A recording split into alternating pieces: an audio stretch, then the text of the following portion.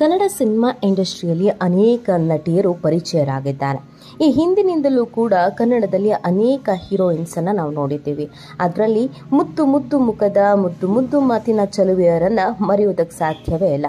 ಕನ್ನಡದಲ್ಲಿ ಒಂದೆರಡು ಸಿನಿಮಾಗಳನ್ನ ಮಾಡಿದ್ರು ಕೂಡ ಇವತ್ತಿಗೂ ನಾವು ಅವರನ್ನ ನೆನಪಿಸ್ಕೊಳ್ತೀವಿ. ಅವರ ಬ್ಯೂಟಿ, ಅವರ ನಟನೆ, ಅವರ ಮಾತು ಎಲ್ಲವೂ ಕೂಡ ನಮ್ಮ ಕನ್ನಡಿಗರಿಗೆ ಅಷ್ಟು ಹತ್ತಿರ, ಅಷ್ಟು ಇಷ್ಟ ಆಗಿರುವಂತ ಕಾರಣಕ್ಕಾಗಿಯೇ ನಾವು ಅವರನ್ನ ಈಗಲೂ ನೆನಪಿಸಿಕೊಳ್ತೇವೆ. ಸೊ ಅದೇ ರೀತಿಯಾಗಿ ನಮ್ಮೆಲ್ಲರ ನೆನಪಿನಲ್ಲಿ ಇರುವಂತಹ ಒಬ್ಬ ಹೀರೋಯಿನ್ ಅಂತ ಅಂದರೆ ಅದು ನಿಮಗೆಲ್ಲ ನೆನಪಿರಬಹುದು. ಕೋಟಿಗೊಬ್ಬ ಮೈನಾ ಸಿನಿಮಾದ ನಾಯಕಿ ನಿತ್ಯಾ ಮೆನನ್. ಹೌದು, ತುಂಬ ಜನಕ್ಕೆ ನಿತ್ಯಾ ಮೆನನ್ ಅಂದರೆ ಸಿಕ್ಕಾಪಟ್ಟೆ ಇಷ್ಟ. ನಿತ್ಯಾ ಮೆನನ್ ನೋಡೋದಕ್ಕೂ ಕೂಡ ಸಿಕ್ಕಾಪಟ್ಟೆ ಕ್ಯೂಟ್ ಆ್ಯಂಡ್ ಸ್ವೀಟ್ ಆಗಿದ್ರು.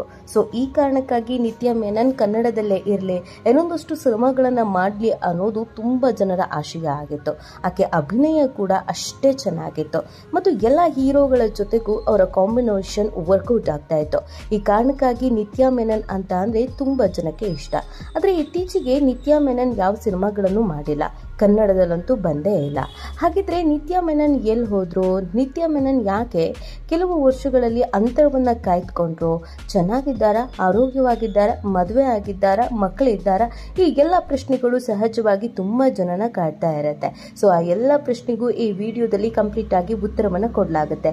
ಆದ್ರೆ ಇಲ್ಲಿವರೆಗೂ ನಮ್ಮ ಚಾನೆಲ್ ಅನ್ನ ಸಬ್ಸ್ಕ್ರೈಬ್ ಆಗಿಲ್ಲ ಅಂದ್ರೆ ಈಗಲೇ ಸಬ್ಸ್ಕ್ರೈಬ್ ಆಗಿ ಹೆಚ್ಚಿನ ಮಾಹಿತಿಗಾಗಿ ಬೆಲ್ ಐಕಾನ್ ಪ್ರೆಸ್ ಮಾಡೋದನ್ನ ಮರಿಬೇಡಿ.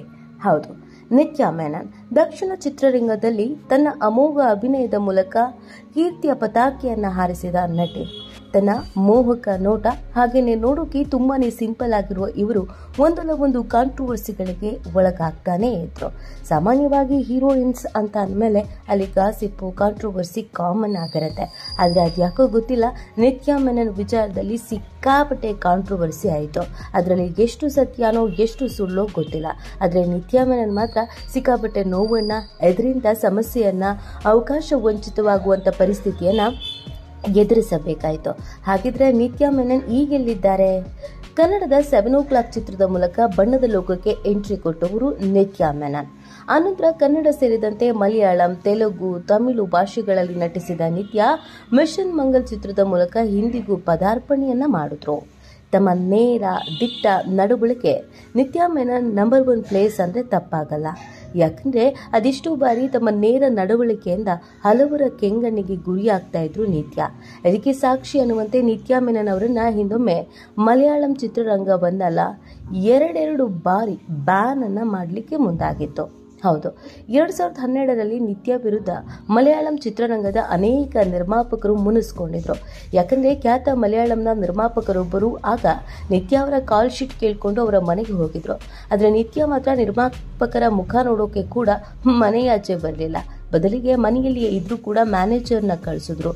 ಕೇವಲ ಇವರಿಬ್ಬರಷ್ಟೇ ಅಲ್ಲ, ಅನೇಕ ನಿರ್ಮಾಪಕರನ್ನ ನಿತ್ಯಾ ಇದೇ ರೀತಿಯಾಗಿ ನಡೆಸಿಕೊಂಡಿದ್ದಾರೆ ಎಂಬ ಮಾತು ಆಗಾಗ ಕೇಳಿಬಂದಿತ್ತು.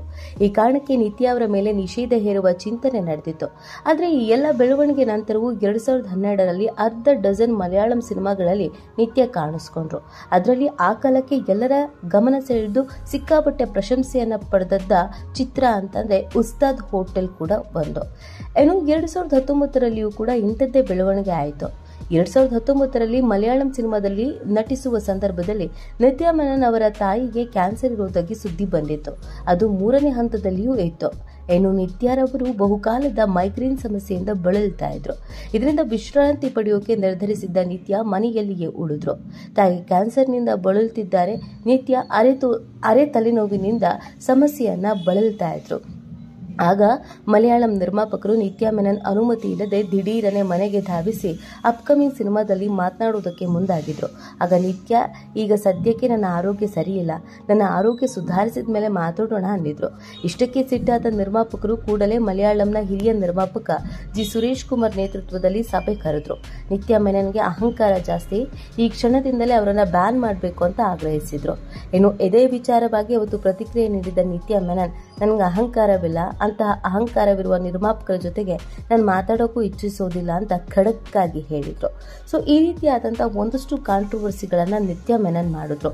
ಅದಾಗಿಯೂ ಕೂಡ ಎಲ್ಲರೂ ನೆನಪಿನಲ್ಲಿ ಇಟ್ಕೊಳ್ಬೇಕಾಗಿರೋದು, ನಿತ್ಯಾ ಮೆನನ್ಗೆ ತನ್ನದೇ ಆದಂಥ ಫ್ಯಾನ್ ಫಾಲೋವರ್ಸ್ ಇದ್ರು. ಆಕೆ ಏನೇ ಮಾಡಲಿ, ಹೇಗೆ ಇರಲಿ, ಆಕೆ ಅಹಂಕಾರಿಯೋ, ಆಕೆ ಸೋಂಬೇರಿಯೋ, ಆಕೆ ಬೇರೆಯವ್ರ ಜೊತೆಗೆ ಅಫೇರ್ ಇಟ್ಕೊಂಡಿದ್ದಾಳೋ ಅದೆಲ್ಲ ಗೊತ್ತಿಲ್ಲ. ನಿತ್ಯಾ ಮೆನನ್ ಸಿನಿಮಾ ಅಂತಂದರೆ ಪಡ್ಡೆ ಹುಡುಗರು ಹುಚ್ಚು ಬಿದ್ದು ನೋಡ್ತಾ ಇದ್ರು.